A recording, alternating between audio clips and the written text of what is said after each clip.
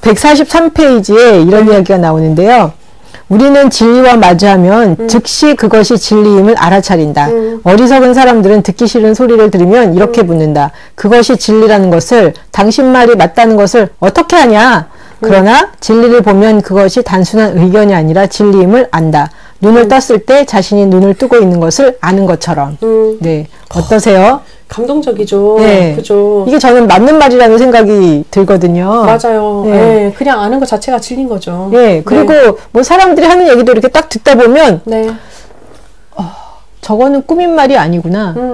저 말이 맞는구나. 그래서 내 심장을 이렇게 또 막 움직이잖아요. 네, 맞아요. 진정성 있는 사람을 만났을 때는 움직이잖아요. 딱 움직이고, 네. 딱 들어봐도 저거는, 네. 그리고 진리에 보면 이렇게 군더더기가 없는 것 같아. 네, 맞아요. 꾸밀 필요가 없으니까. 꾸밀 필요가 없으니까 그냥 네. 딱 얘기했는데, 딱 그거구나라는, 그러니까 사람은 다 영물이라고 그러잖아요. 그래서 듣다 보면은 딱 저거구나라는 생각이 들잖아요. 네, 맞아요. 예.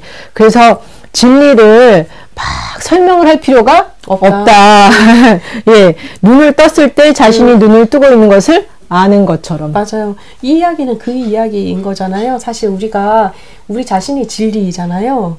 내가 살아온 삶이 내 진리잖아요. 우리가 흔히 말하는 이제 뭐 변하지 않는 진리 이 개념 자체가 아니라 내가 살아온 삶의 역사를 만들어낸 내가 지금의 나의 진리인데 내가 나의 모습을 아무리 뭐 화장을 막 하고 성형을 하고 혹은 뭐 이제 보석으로 치장을 한다 한들 그게 진정성 있게 만나지는 것이 아니다라는 거예요. 그냥 그렇죠. 있는 그대로 보여졌을 때 그죠. 다른 사람들이 뭐 있는 그대로 우리가 만났을 때 마음이 통하는 것처럼 우리의 모습 자체가 삶이 자체가 하나의 진리처럼 살아가려면 그대로 보여주라라는 이야기잖아요. 저는 감동적이죠. 조금 더 이렇게 시간이 지나갈수록 복잡한 게 싫더라고요. 그냥 맞아요. 단순한 게 좋은 것 같아요. 맞아요. 저도 심플한 거 되게 좋아하는데 쉽지는 않죠. 그렇죠. 네. 근데 가능한 한 이렇게 제 삶 가운데 꼭 필요하지 않은 군더더기는 갈수록 이렇게 좀 떨궈내는 것들이 필요하다. 그리고 불편하다라는 생각이 들어요. 네, 맞아요. 예. 또 이런 이야기도 있는데요. 가장 황홀한 순간 145페이지에 나오는 이야기인데요. 네. 신의 뜻이 우리 마음속으로 흘러들어가는 것, 네. 이것이 바로 영적인 소통이다. 이것은 생명이라는 바다에 출렁이는 파도 앞에서 개인의 작은 흐름들이 썰물처럼 물러나는 것과 같다. 새로운 진리를 받아들일 때, 위대한 행동을 할 때 자연의 심장에서 비롯된 전율이 우리의 가슴을 관통한다. 이러한 영적 소통에서 생기는 힘은 행동하는 의지와 분리되지 않는다. 이 힘에 순응할 때 통찰이 생기고 순응은 환희에 찬 인식에서 비롯된다. 이런 영적인 소통의 순간이야말로 가장 황홀한 순간이다. 네. 예. 여기서 보면 신의 뜻이 우리 마음으로 흘러드는 거. 그것이 영적인 소통이다. 와, 딱 그걸 보면서, 와, 진짜 아름다운 글이다. 네, 그죠. 예. 크게 표현해놨죠. 네, 맞아요. 예. 그렇죠. 예. 그리고 그 순간을 보면 정말 가장 황홀한 순간이고, 신의 뜻이 우리 마음속에 이렇게 흘러 들어오고, 또 누군가가, 그런 이렇게 진리를 이야기할 때 그것이 우리의 가슴을 파고 들어오는 거. 네, 맞아요. 예. 그건 정말 이렇게 아름답고 황홀한 순간이다. 라는 생각이 듭니다. 맞습니다. 선생님 보시면서 또, 네, 저는 요 가장 황홀한 순간을 보면서 그 생각한 거예요. 저 처음에 예수 믿었을 때 한참 이제 유행하던 책 중에 하나가 그 내 발에 신을 벗어라라는 책이었거든요. 그 예수 전도단 책이었는데 저는 모세처럼 하나님을 만나고 싶었던 거예요. 딸기나무에서 나를 부르시는 분. 그런데 이제 그렇게 안 만나 주셨거든요. 남들이 막 기도 열심히 할 때 비 맞으면서 저는 그냥 혼자 눈을 껌뻑껌뻑거리며 있을 때 하나님이 찾아오셨거든요. 그래서 좀 아쉬움인 거예요. 그런데 제가 만난 그 순간도 최고의 황홀한 순간이었었거든요. 그거를 보면 하나님조차도 정말 우리를 유일무이한 존재로 만드신 것처럼 만나주심이나 소통, 영적인 소통을 하실 때는 각자 다른 모습으로 한다라는 것을 인지하셨으면 좋겠어요. 예전엔 그랬죠. 쟤 만나준 것처럼 나도 그렇게 만나주세요. 막 그러죠. 그러니까요. 근데 뭐 조금 더 안타까운 부분들 중에 하나는 이제 믿는 분들이 우리 교인들이 오셔서 잘 모르겠어요. 왜 나한테는 응답 안 해주세요? 막 이렇게 얘기하시는데 응답 안 해주시는 게 아니라 저는 이제 그렇게 권고드리고 싶어요. 하나님, 내가 알아들을 수 있는 방법으로 말씀해 주세요. 라고 차라리 기도를 바꿔보시는 게 더 낫지 않을까. 내가 알아듣는 게 뭐 눈에 가시적으로 보이는 게 더 편하다면 가시적으로 보여주실 테고, 아니면 꿈에 보이는 게 편하면 꿈으로 보여주실 거고, 그죠? 그러니까 그런 부분으로 조금 우리의 생각의 전환이 필요하지 않나라는 생각을 하게 됐어요. 저는 어느 때는 그런 생각도 들어요. 하나님은 이미 말씀하셨는데 못 알아듣는 거죠. 못 알아듣는 것도 있고 내 마음에 안 들어. 아, 그럴 수도 있어요. 맞아요. 내 마음에 안 드는 걸 수도 있어요. 내 마음에 안 드니까 네. 설마 이렇게 말씀하실 리는 없어라는 생각을 하기도 하죠. 하는 거죠. 네, 맞아요. 그래서 그럴 때는 저는 보면 계속 버티는 것 같아요. 계속 버티고 이렇게 봤는데 내 마음에 안 드는데 하나님은 이미 말씀하셨는데 결국 보면 제가 이제 그 뜻에 승복할 때까지 네, 맞아요. 승복이 될 때 이게 말씀하신 거였구나. 맞아요. 그런 경우도 되게 많아요. 그죠? 하나님과의 소통에 대해서 꼭 얘기 한번 해주고 싶었었어요. 이렇게 많이 이제 답답해 하시는 분들이 많으시니까. 그건 이제 전환이 필요하다. 왜냐하면 소통은 가장 황홀한 개인의 순간이다.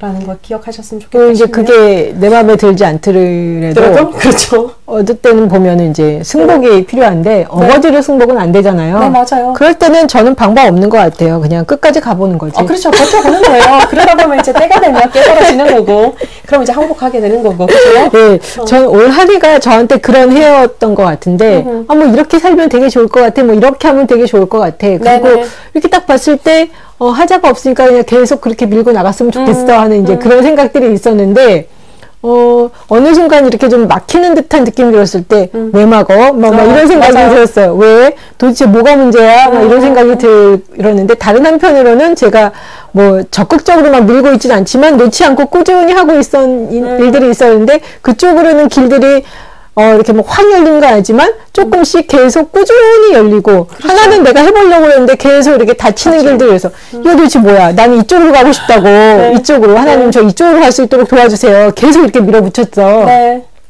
근데 밀어붙이다가 어느 순간 눈치가 영 이상한 거예요. 그러니까요.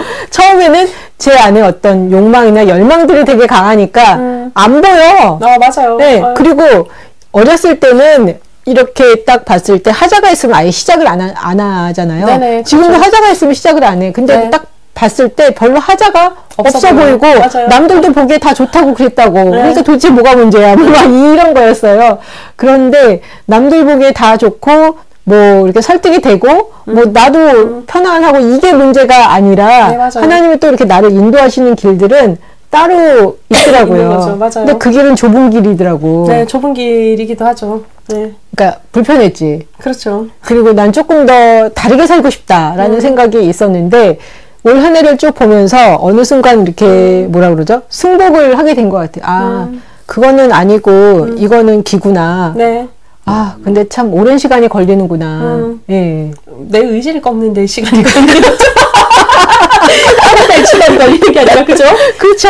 네. 네. 그래서 왜 이렇게 시간 걸렸지? 그런데 너무 제 생각이 강하니까 방법이 없더라고요. 그럼요. 근데 그것도 경험해보는 것도 저는 사실 나쁘다 생각 안 하거든요. 선생님이 막힌 그 길을 사실 맛까지 보여주셨잖아요. 맛이라도 그렇죠. 안 보여주셨으면 그러면- 괜찮았는데. 네, 맛까지 보고 그리고 저는 아마 못하게 했으면은 난 끝까지 해봤을 수도 있어요. 맞아요. 근데 일단 이렇게 트라이를 해보니까 여기까지인가 봐 하는 그래도 접을 수 있는 마음이 생겼지 그렇지 않으면 아마 제가 접지를 못했을 거예요. 그러니까요. 그래서 예전에는 딱 봤을 때 아니다 싶으면 아예 트라이를 안 했는데 그래도 해보고 싶은 거는 가서 끝까지 한번 눌러봐요. 맞아요. 근데 눌러봤는데 아니야. 그러면 내가 아닌 거 확인했으니까 그걸로 그 다음에 이제 깔끔하게 맞아요. 마음 정리가 되거든요. 네. 미진함에 대한 하나님 되게 섬세한 분인 거예요. 그 말은 사실 선생님한테 미진함이 안 남아 있을 수 있도록 해주시는 부분이거든요. 그렇죠. 아예 그렇죠. 애초에 막아버렸었으면 사실은 더 성질내죠. 그러니까 되게 섬세한 분이신 하나님을 만나셨네요. 2019년에는. 그렇죠. 아니 근데 뭐 제 버릇이 뭐 어디 가겠어요? 네. 보니까 똑같은 거죠. 한번 해보고 싶으면 끝까지 한번 해보는 거예요. 그게 신경미니까요. 괜찮아요. 그래도 뭐 돌아올 땐 돌아오니까 괜찮다 싶어요, 저는. 예, 그리고 뭐 아주 큰 무리가 안 되는 거는 저는 일단 확인을 해보는 게 좋다는 생각이 들어요. 그럼요. 심각한 뻘짓이 아닌 다음에는 네, 저는 괜찮아요. 네, 왜냐하면 아까 말씀하신 대로 안 해보면 트라이조차를 안 해보면 미진한 감정이 생기거든요. 그럼요. 그래서 일단 기든 아니든 근데 처음에는 그런 마음으로 가는 거지. 이렇게 가다 보니까 열리는 거 보니까 이건 해도 되는 건가 봐. 그래서 이렇게 맞아. 가는 거죠. 그러면 제 생각에는 그럼 끝까지 계속 열어줘야지. 제 이제 논리로는 그거였죠. 맞아요. 예, 근데 가보면은 좀 열리는 듯해서 가봤는데 끝까지 안 열리고 거기까지인 경우들이 몇 번 있었어요. 네, 맞아요. 그럴 때마다 이제 한 달 정도는 이제 심통을 내고 막 이제 성질을 내는 거예요. 왜 아니에요? 왜? 뭐가 이러는데, 그래도 내가 확인을 해봤으니까 이런 생각이 드는 거죠. 맞아요. 예. 네. 그렇죠. 맞아요. 저는 확 막아버리는 경험을 하기도 하지만 사실은 확 막지 않는 경험도 해요. 네, 두 가지, 네. 세 가지 길 속에서. 네. 근데 제 기본적인 생각은 그래요. 제가 어떤 길을 선택하든 내가 죽을 정도의 뻘짓이 아닌 다음에는 하나님이 열어주신다라는 믿음이 저는 기본적으로 있기는 해요. 약간 제 마음에 그런 것도 있지. 아니면 처음부터 가지 말라고 하든가. 그렇죠. 근데 본인을 잘 생각해 보셔야죠. 경외하지. 그렇다고 알겠습니다. 그러실 분이 저 말 잘 들어요. 네. 그럼요.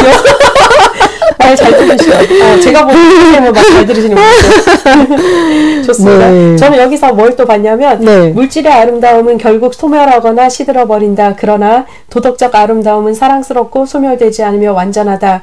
진리는 멀리 있는 목적을 이루기 위해 찾는 것이 아니다. 진리 자체가 궁극의 목적이어야 한다라고 얘기를 하거든요. 이 말 자체가 되게 저는 감동적이었어요. 그러니까 내 자체가 이제 목적이 되어야 된다라는 거잖아요. 내가 목적이 되고 나를 위해서 살아갈 때 진짜 내 속에서 아름다움이 진리 속에서 나타날 수 있다라는 이야기처럼 전 들려서 아, 가슴 설렌다라는 느낌 받았었어요. 그리고 또 어떤 얘기가 또 있었냐면 146페이지에 보면 스스로 아는 길 있거든요. 그대가 노져가는 나라가 어떤 나라인지 설명을 구하지 말라. 내일 그 나라에 도착해서 살아보면 스스로 알게 될 것이다 라고 얘기해요. 그러니까 우리는 항상 중간에 가다가 맞아요? 아닌가요? 얘기하잖아요. 우리가 행동을 할 때요. 그러면 사실 이게 맞는지 안 맞는지 가봐야 아는 거잖아요. 그런데 우리는 계속 그렇게 질문을 하는 이유는 불안하기 때문이잖아요. 우리 자신에 대해서도 마찬가지다라고 얘기를 하는 거거든요. 내가 나처럼 살아가는데 하나님 이렇게 살아가도 돼요? 안 되나요? 너무 게으른 거 아닌가요? 내가 너무 아무것도 안 하고 방치하고 있지 않은가요?에 대한 질문이 사실은 많잖아요. 저는 끊임없이 약간 그런 스타일인 것 같아요. 저도 그렇거든요. 왜냐면 뭔가를 계속 저는 배워야지 되는 그러니까 약간 그 심하죠. 사도 바울처럼 끊임없이 이제 열심히 특심인 인간인지라. 그런데 거기에 대한 질문 자체도 하지 말아라라고 얘기를 하는 거예요. 그냥 선생님 말씀 들으면서 네. 그렇게 계속 묻기보다는 지금 내가 무슨 짓을 하고 있는지 뭘 하고 있는지 내 삶을 읽어내는 게 더 낫겠다는 생각이 드는 거예요. 물어보는 네 삶을 봐. 그렇죠. 네 삶을 보고 그 삶의 결과가 내일의 내 모습이잖아요. 오늘의 삶의 결과가. 그러니까 그것을 믿고 그냥 꾸준하게 나가라라는 이야기가 되게 우리한테 필요한 이야기다라는 생각하게 됐었죠. 저도 그랬더니 하다가 하나님 이거 맞아요? 그러니까요. 하다가 저도 잘해요. 이거 맞아요? 뭐 이러는데 맞아요 이러느니 차라리 지금 이게 나한테 맞는지 안 맞는지 내가 나를 보면 어떻게 보면 더 잘 알 수 있다. 그렇죠. 어차피 뭐 맞는지 안 맞는지 정답은 사실은 없잖아요. 우리의 인생에 정답이 있다면 기계적으로 그대로 살아가면 되는 거잖아요. 그런데 저는 정답이 있다 생각하지는 않거든요. 근데 그게 보면 뭐 비교하고 나 자신을 신뢰하지 못하니까 다른 사람으로부터 이렇게 확인받고 싶어하는. 그렇죠. 예, 그게 되게 강했던 것 같아요. 그렇죠. 그리고 또 그게 확인이라는 것 자체가 우리한테는 또 인정으로 그쵸. 연결이 되는 부분이다 보니까 계속적으로 물어보는 거죠. 그런데 그럴 필요가 없다라는 거 우리가 계속 이제 인지하면서 살아가면 좀 더 나 자신으로 살아가게 되고 내 속의 반짝거림을 찾아갈 수 있지 않을까라는 생각했었고요. 네. 또 재밌는 게 있어요. 이런 얘기해요. 그러니까 영혼의 진보 153페이지에 보면 그 얘기를 하는데요. 네. 영혼의 진보에서 뭐라고 얘기를 하냐면 영혼은 한결같이 앞을 바라본다라고 얘기를 해요. 네. 영혼의 진보는 수학적으로 계산이 안 된다라고 얘기를 해요. 네. 단계적으로 이루어지지도 않는데요. 알이 유충이 되고 유충이 나방이 되듯이 상태의 도약을 통해서 이루어진다라고 이야기를 하거든요. 이 말은 뭐냐면 법칙이 없다라는 거잖아요. 그리고 얼마만큼 있는 건지가 아니다라고 이야기를 하는 거거든요. 내 모습이 어떻게 바뀌느냐에 따라서 내 영혼도 달라질 수 있다라는 그 이야기가 저는 되게 감동적이었었어요. 근데 여기서 영혼이 자신의 법칙을 쫓아가 나감으로 영혼이 진보하는 속도는 수학적으로 계산할 수는 없지만 네네. 알이 유충이 되고 유충이 나방이 되듯 네. 상태의 도약을 통해서 이루어진다. 상태의 도약을 통해서. 네네, 그렇죠. 바뀜인 거잖아요. 그러니까 트랜스포메이션이잖아요. 변형의 모습을 통해서 이루어진다라는 거죠. 그냥 1 더하기 1이 2가 아니라 이 모습에서 알이었는데 애벌레가 되고 이 애벌레였는데 나비가 되는 그런 원칙인 거죠. 신기하지 않아요, 그게? 근데 알도 보면 그러니까 수학적으로 계산은 안 되지만 알이 이렇게 유충이 되기 위해서 이렇게 커나가는 과정이 있잖아요. 맞아요. 커나가는 과정이 있지만 각자의 속도에 맞게 커나간다라는 각자의 속도에 맞게. 그렇죠. 그게 우리는 사실은 자연의 법칙을 따라서 살아가는 존재다 보니까 1살이 되면 2살이 되고 우리가 40이 되면 50이 될 것이고가 정해져 있잖아요. 그건 우리의 신체의 나이, 우리의 이제 물질적인 나이라고 생각을 한다면 영혼의 나이는 그렇지 않다라는 얘기인 거예요. 내가 비록 이 나이이지만 내 영혼은 나비가 될 수도 있고 아니면 내 영혼은 아직까지 알일 수도 있다라는 얘기를 하는 거죠. 저는 맨날 다른 사람 쳐다보면서 다른 사람의 속도에 나를 맞춰보곤 했었는데 다 소용없더라고. 그러니까요, 맞아요. 내가 그 사람 속도를 맞춰갈 수가 없잖아요. 그럼요, 그 저는 맨날 저 자신을 닥달하면서 빨리 해야지 왜 못해 막 이랬는데 제가 이제 글 쓴 것 중에 하나 그런 거였어. 이제는 나를 닥달하지 않고 내 속도와 내 수준에 맞춰서 그냥 살련다. 그러니까요. 네, 인정하는 게 되게 중요한 거예요. 그래야지 이제 진짜 트랜스포메이션이 가능하다라는 거 생각을 하면 좋겠다라는 생각했어요. 네. 154페이지에 네. 스스로 행복한 사람이라는 이야기가 나오는데요. 네네. 여기에 보면 그런 이야기가 있어요. 더없이 높은 정신에 스스로를 내맡긴 사람은 절대자의 모든 일에 자신이 관련되어 있음을 깨닫고 아무런 두려움 없이 당당하고 자연스럽게 특별한 암과 힘에 도달한다. 예. 그러니까 뭐 하나님께 자기 자신을 맡긴 사람은 네네. 자신이 혼자 있는 게 아니라 하나님과 연계해서 있다는 것을 깨닫기 때문에 두려움 없이 당당하게 자연스럽게 암과 힘에 도달한다. 왜냐하면 하나님과 연결되어 있으니까 그 하나님의 알미 내게로 흘러 들어오잖아요. 맞아요. 이게 전제가 그거잖아요. 정서적으로 더없이 행복한 사람은 인 거잖아요. 그 말 자체는 이제 하나님한테 내어드릴 때도 내어드린다라는 말 자체는 유일무이한 존재로 나를 만드셨구나라는 거를 받아들이는 사람인 거죠. 유일무이. 네, 그러고 나면 진짜 사실 우리가 그냥 되게 이거는 누구나 할 수 있지. 밥 잘 먹는 것도 저는 되게 달란트라고 얘기하면 마더와이즈 수업할 때 막 엄마들이 비웃어요. 아니라고. 나는 저는 밥 잘 못 먹거든요. 사실 기본적으로 맛없게 먹기도 하고 소화도 잘 안 된단 말이에요. 근데 잘 먹는 게 얼마나 큰 복인데. 그런 얘기 해드리면 잘 안 믿어요. 그런 것조차도 사실은 놀라운 반짝거림이 될 수 있다라는 거죠. 그렇죠. 저희 전도사 중에 밥 되게 이쁘게 먹는 친구가 있어. 숟가락을 이렇게 잡고 막 먹어요. 엄청 잘 먹어요. 너무 사랑스러운 거예요. 그 친구의 가장 놀라운 저는 장점이라고 생각해요. 보는 사람으로 하여금 행복하게 만드는. 그렇죠. 그런 것도 발견하려면 정서적으로 행복해야 된다. 내가 충분한 존재다라는 것을 인정해야 된다라는 얘기 같아요. 그렇죠. 네. 예. 좋습니다. 또, 157페이지에 영혼의 성장은 말을 통해서 드러난다. 네. 누군가의 영혼이 성숙한지 어떤지는 그 사람의 말을 들으면 알 수 있다. 네. 자신의 중심을 발견하면 신성한 영혼은 우리가 원래 갖고 있던 무지와 무례, 불리한 환경 같은 온갖 요소를 뚫고 밖으로 스스로를 드러낸다. 그래서 영혼을 구할 때의 말투와 영혼을 얻었을 때의 말투도 달라진다. 예. 그래서 여기서 저는 그 영혼의 성장은 말을 통해 드러난다. 이게 진짜 맞다라는 생각이 들고요. 네, 맞아요. 예. 네. 그래서 내가 무슨 말을 하는지 무슨 생각을 하는지 그 또한 그 말을 통해서 나와 내 주변을 어떻게 바꿀 수 있는지에 대해서도 우리가 정말 곰곰이 생각해 봐야 한다. 네. 그래서 저는 가끔 이렇게 SNS 친구들 가운데 네. 말을 막 하시는 분들은 네. 안 친하고 싶어. 그러니까요. 누구나 그거는 누구나 안 친하고 그렇겠죠? 싶고 네. 저도 모든 사람이 마음에 드는 건 아니지만 네. 비판도 네. 어느 정도 것이지 네. 비판이 너무 이렇게 심하게 하는 거 보면은 네. 딱 그런 생각이 드는 거예요. 그 비판으로도 나도 정죄받을 수 있는데 네. 너무 그렇게 하는 거는 적을 만드는 거는 썩 좋은 방법은 아니다. 네, 맞아요. 라는 생각이 들더라고요. 네, 맞아요. 자기를 보면 사실은 자기를 인정한다라는 거는 자기의 여백을 가진다라는 거잖아요. 내가 부족한 존재고 나도 이제 그 결핍을 가진 존재라는 걸 인정하는 거가 사실 자기를 아는 건데 그리고 나면 다른 사람의 결핍이나 부족함에 대해서도 판단은 되겠죠. 사람인지라 판단은 되고 또 비판은 되겠지만 함부로는 안 될 수 있다라는 생각은 하게 돼요.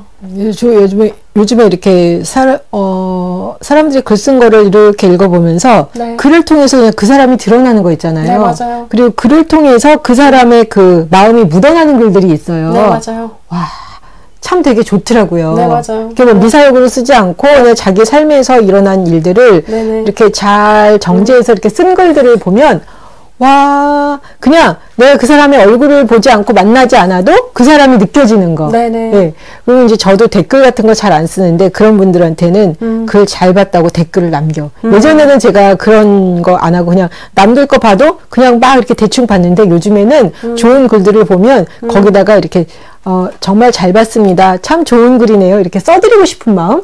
네. 네. 나도 좀 착하게 살자. 그렇군요. 좋은 네. 생각인 것 같아요. 아니, 그리고 그냥 글을 통해서 네. 이렇게 막 그 사람이 이렇게 묻어나 보이는 글들이 있어요. 네, 맞아요. 와, 그러면, 와, 너무 좋다. 이런 맞아요. 생각이 드는 거예요. 네, 맞아. 따뜻한 느낌인 네. 거잖아요. 그냥, 그 사람의 영혼이 글을 통해서 드러난다 그러나? 네네, 맞아요. 네, 제가 그런 분을 몇 분 봤어요. 네네. 그러다 보면 이제 저도 열심히 그 사람을 따라가게 되는 거예요. 맞아요. 네. 좋은, 어쨌든, 모범이 되는 부분이잖아요. 네, 네. 예. 맞아요. 그래서 말을 이쁘게 할 필요가 있는 거죠. 있죠. 우리가. 예. 네. 그리고 기왕이면 좋은 말 들으면 좋잖아요. 맞아요. 예. 네. 애들이 요즘에 너무 욕을 많이 해서 저는 말 반, 욕 반 섞어가지고. 네, 예. 막 너무 본능적으로 나와서 네. 저는 이제 하지 말라고 되게 얘기하거든요. 그냥 뭐 이제 하지 마 이렇게는 못하고 우리 입에 권세가 있고 우리 모습을 나타내는 건데 반짝이는 입으로 이쁜 말 썼으면 좋겠어라고 표현을 하는데 조금 안타깝기는 해요. 사회가 어떻게 보면 그만큼 많이 거칠어졌다라는 것 같아요. 거칠어진 것 같아요. 아이들이 욕을 쓰는 대부분의 이유는 세 보이려고 욕 쓰는 게 되게 많더라고요.